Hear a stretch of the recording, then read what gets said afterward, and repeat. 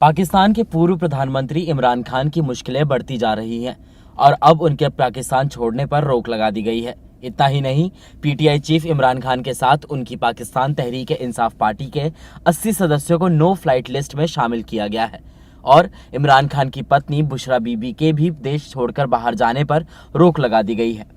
गौरतलब है कि कुछ दिन पहले शहबाज सरकार ने इमरान खान को 2 जगह का ऑफर दिया था कि वो चाहे तो दुबई या लंदन 2 जगह जा सकते हैं, लेकिन अब इमरान खान को देश से बाहर जाने की अनुमति नहीं है और इमरान खान के साथ उनकी पार्टी पीटीआई के 80 मेंबर्स पर भी ये सख्ती बरती गई है। इस बीच इमरान खान लगातार शहबाज सरकार पर पीटीआई को कुचलने का आरोप लगा रहे हैं। जहां हाल ही में पीटीआई के कई नेताओं ने इमरान खान का साथ छोड़ दिया, तो वहीं इमरान खान ने ट्वीट करते हुए लिखा कि वरिष्ठ नेतृत्व सहित 10,000 से ज्यादा पीटीआई कार्यकर्ता और समर्थक जेल में हैं। हिरासत में लिए गए पीटीआई कार्यकर्ताओं के साथ गलत व्यवहार किया जा रहा है। इससे पहले इमरान खान ने कई प्रांतों में आर्टिकल 245 लगाए जाने के सरकार के फैसले के खिलाफ सुप्रीम कोर्ट में याचिका दायर करते हुए इसे अघोषित मार्शल लॉ बताया था। इसके साथ ही उन्होंने 9 मई को हुई हिंसा की जांच करने के लिए आयोग गठित करने की मांग भी की है। इमरान खान ने कहा कि 9 मई को आगजनी के जांच के बहाने पार्टी को खत्म करने का प्रयास किया जा रहा है और सरकार लोकतंत्र को खत्म कर लोगों के मन में डर पैदा करना चाहती है, लेकिन हमें गुलाम बनने का ये प्रयास विफल करना होगा। इमरान खान ने दावा किया कि हमारे पास राजनीतिक रूप से जागरूक युवा हैं जो सभी साजिशों को सोशल मीडिया पर बेनकाब कर रहे हैं।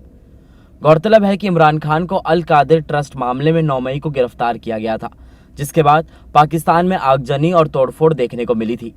प्रदर्शनकारियों ने पाकिस्तान के सेना के ठिकानों को भी निशाना बनाया था और 9 मई की हिंसा को लेकर प्रधानमंत्री शहबाज शरीफ पहले ही साफ कर चुके हैं कि हिंसा में शामिल दोषियों को बख्शा नहीं जाएगा।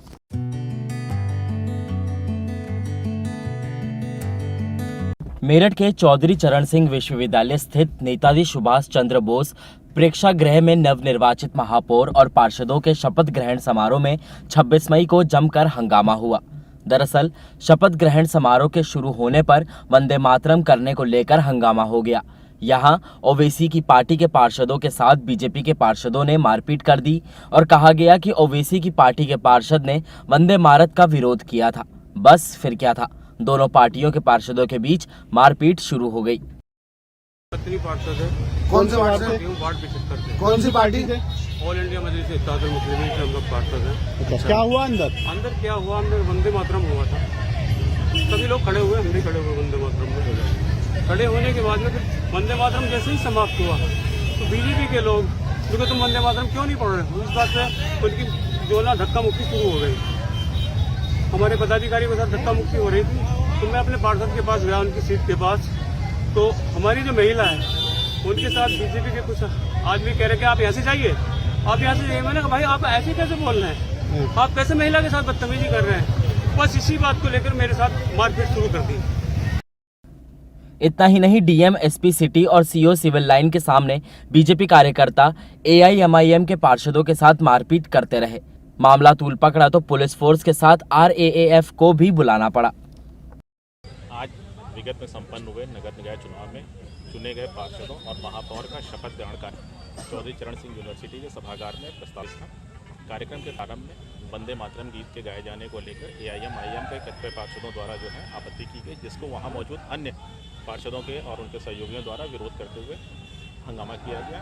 इस दौरान वहां मौजूद पुलिस के द्वारा तत्काल इन लोगों को जो है परिसर से बाहर निकाल दिया गया और शपथ ग्रहण की प्रक्रिया पूरी हो चुकी है। सर, यहाँ पर आरोप इस हंगामे के बाद एआईएमआईएम के पार्षदों को कार्यक्रम से बाहर निकाल दिया गया और बाद में एसपी सिटी और सीओ सिविल लाइन मारपीट के घायल पार्षदों और उनके समर्थकों को कार्यक्रम के अंदर बुलाने की अपील की। साथ ही आश्वासन दिया कि किसी भी पार्षद के साथ अब शपथ ग्रहण समारोह में मारपीट नहीं होगी। महापौर हरिकांत आहलूवालिया और 90 पार्षद के शपथ ग्रहण समारोह के कार्यक्रम सीसीएसयू के प्रेक्षागृह में रखा गया था और 11:30 बजे से शपथ का कार्यक्रम का आयोजन किया गया था। इसमें बीजेपी महानगर अध्यक्ष मुकेश सिंघल का कहना है कि शपथ समारोह में स्थानीय नेता मौजूद रहेंगे।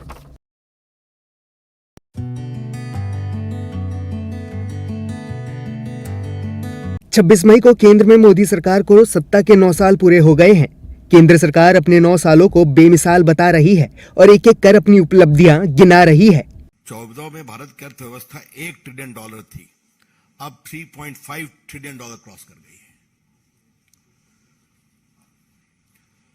आज देश में 50 लाख करोड़ से ज्यादा विदेशी मुद्रा भंडार है।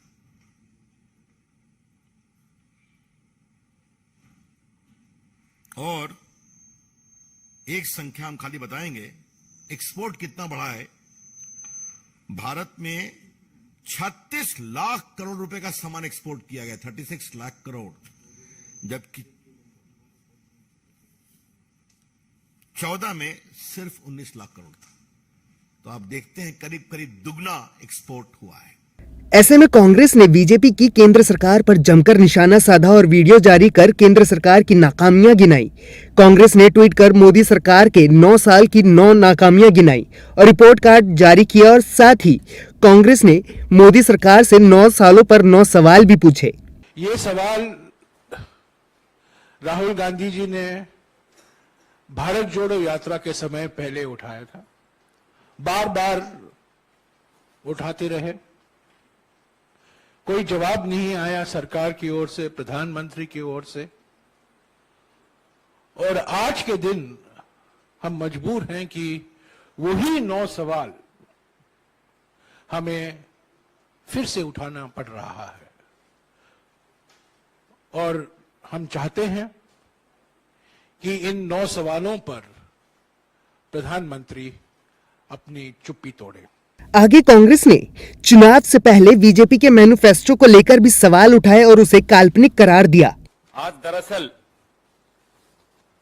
प्रधानमंत्री को माफी दिवस मनाना चाहिए। पिछले 9 साल में जितनी बातें इन्होंने की, अपने मैनिफेस्टोज में की, अपने वादों में की, अपने भाषणों में की, अपने मन की बात में की, तमाम बातें काल्पनिक थी। उनका हकीकत से दूर दूर तक कोई लेना देना नहीं था। मेरी और आपकी जिंदगी पर उसका कोई प्रभाव नहीं पड़ा। असली चेहरा कुछ और जब वक्त आता है तो मुखौटा। तो मुखौटे और चेहरे का जो द्वंद्व है, पिछले 9 साल में वही इस देश ने देखा, कुछ नया नहीं देखा। इतना ही नहीं, कांग्रेस ने बीजेपी की सरकार पर आरोप लगाते हुए कहा कि कोई आवाज उठाए तो उसे दबा दो, कुचल दो, जेल में ठूस दो, बुलडोजर चला दो, ईडी और सीबीआई का डर दिखाओ। इन 9 सालों में किसानों तक को नहीं छोड़ा गया और उन्हें भी दबाने की कोशिश की गई थी। और फिर कहते हैं कि सबका साथ और सबका विकास।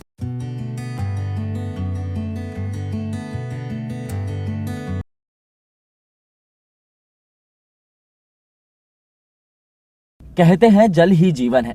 गर्मियों के मौसम में दूर दराज के इलाकों में पानी के लिए हाहाकार मच जाता है, लेकिन छत्तीसगढ़ के एक सरकारी अफसर ने पानी को लेकर एक ऐसी हरकत की जिसे सुनकर आपको भी गुस्सा आना लाजमी है।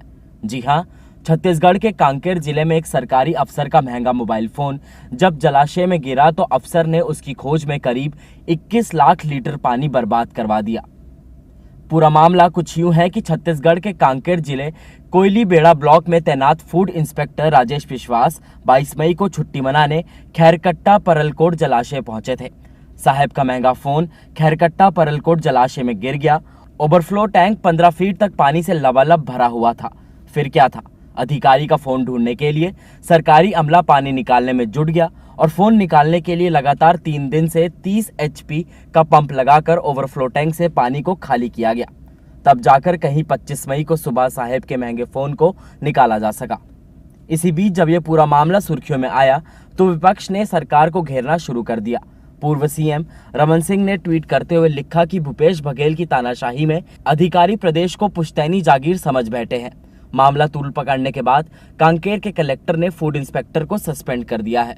वहीं सस्पेंड होने के बाद साहब अब सफाई पेश करते नजर आ रहे हैं। साहब फरमा रहे हैं कि ओवरफ्लो टैंक का पानी यूजलेस था,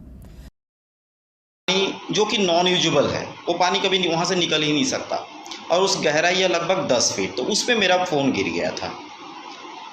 अब फ़ोन गिरने के बाद जो लोकल वहाँ के और लड़के जो नहा रहे थे उनके द्वारा फ़ोन निकालने की कोशिश किया गया। क्योंकि अंदर में कुछ पत्थर वत्थर भी है और कांच का टुकड़ा उकड़ा भी है, इसलिए वो थोड़ा संभव नहीं हो पा रहा था। लेकिन फ़ोन निकाला जा सकता है, ये चीज़ उनके द्वारा बताया गया। क्योंकि 10 फीट ही गहरा है, तो फिर लड़कों के द्वारा जो आसपास के कुछ लड़के थे, कुछ लोग थे, उनके द्वारा बताया गया अगर 2-3 फीट पानी अगर कम होता, जो कि गर्मी के आखिरी में हो जाता है, 3 फीट के आसपास अगर पानी कम होता, अगर 7 फीट पानी होता तो वो फ़ोन हम लोग आराम से निकाल लेंगे। किसान के द्वारा यूजेबल नहीं है, वो एक स्टोर में रहता है, इसलिए बोला कि आप 4 फीट पानी खाली कर लीजिए अगर ऐसा कुछ है तो उसके बाद मैं डीजल पंप से अपना निजी खर्च वहाँ पे लगा के वो पानी लगभग 3 फीट के आसपास जब खाली किया तो मोबाइल मेरा निकल गया। फिलहाल छत्तीसगढ़ सिविल सेवा नियम के विपरीत कार्य करने के कारण फूड इंस्पेक्टर राजेश विश्वास को तत्काल प्रभाव से निलंबित कर दिया गया है। निलंबन की अवधि में उनका मुख्यालय जिला कार्यालय खाद्य शाखा कांकेर रहेगा और निलंबित रहने तक विश्वास को नियमानुसार जीवन निर्वाह भत्ता देना होगा। Subscribe now and press the bell icon. Never miss an update.